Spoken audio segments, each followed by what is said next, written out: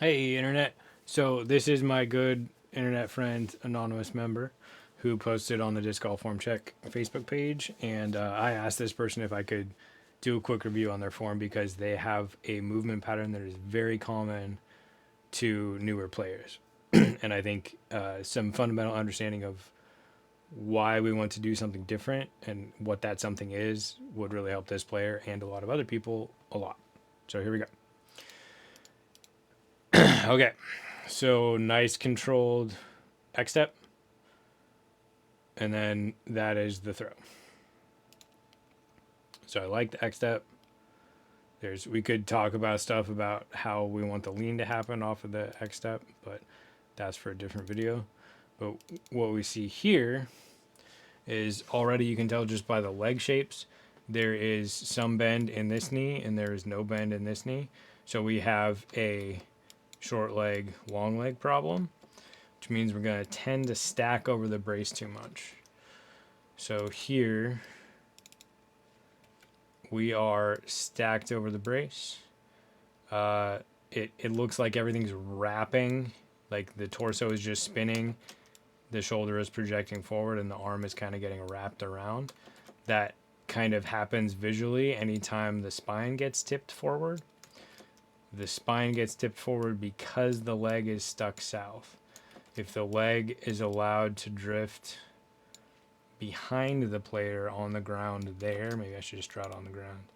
If the foot is allowed to go that way on the ground, then the spine will line up with that leg and not get tipped so far forward.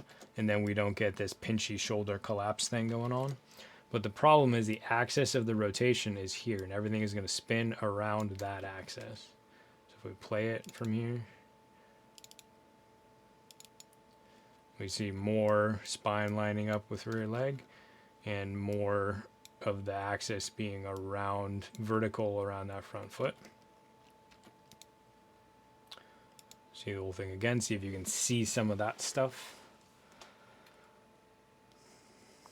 I'm just getting too far over the brace.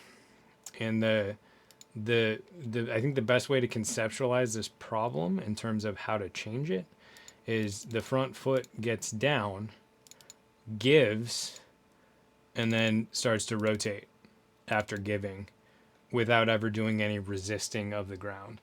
So if instead, back here, if we could instead get to this point and then have the quad fire and extend the knee and have this leg get to straight, that would make this hip move backwards, which would allow this hip to come forwards. This leg would drift that way, and then the hips would torque on the spot rather than the shoulders torquing as they're falling forward. So that's kind of what we want to change. I can give you a little demo of how we would go about doing that. So what is happening is walk up is okay, but then we're getting to here where we have a long leg and a short leg. We actually want that flipped to where we have stopping power in the front and a short leg in the back so that our weight can stay behind the brace, cause the hips to switch here, the throw happens here, and then the follow through makes us drift up to balanced again. So the two cardinal rules are don't anchor onto your X step, which is not happening here, and don't get balanced on your brace during your throw. You want to get balanced on your brace after your throw, but not during. So what's happening here is X step is fine. We're not anchoring on that foot, but then we're ending up balanced over the front leg too much. So I think the best way to understand how to change this is to get a little stick, put it on your hips. So this tells you where your hips are pointed. Another way to think about it is where your belt buckle is pointed. My belt buckle is pointed at the camera. If I take too long of an X step, my belt buckle goes backwards. Then if I turn too far forwards, my belt buckle goes forward. What I want is you're here, you do your X step, your hips don't really move back much. So you're not going to go X step and move everything to the back.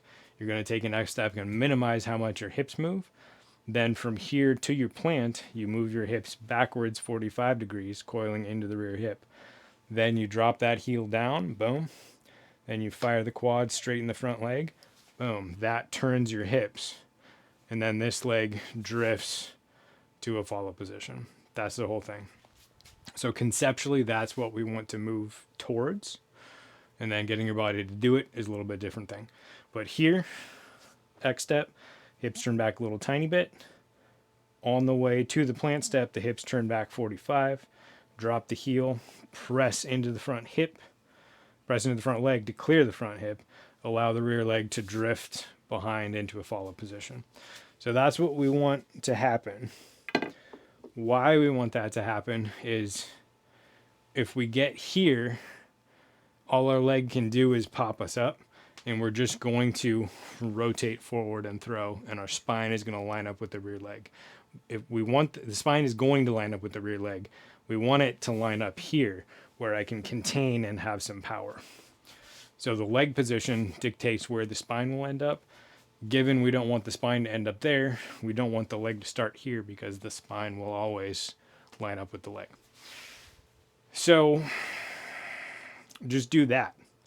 Just get here, X step, turn the hips back, going to the plant, drop the heel, clear the front hip, allow the leg to drift.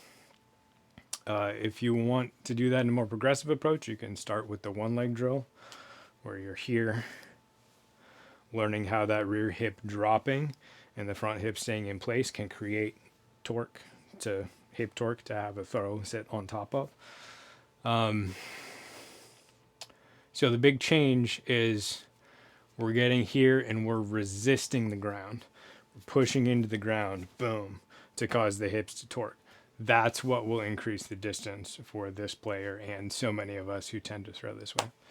Okay, so let's stop there. Good luck, anonymous player. Feel free to respond if you have any questions. I'll post this video on your thread. All right, see you later.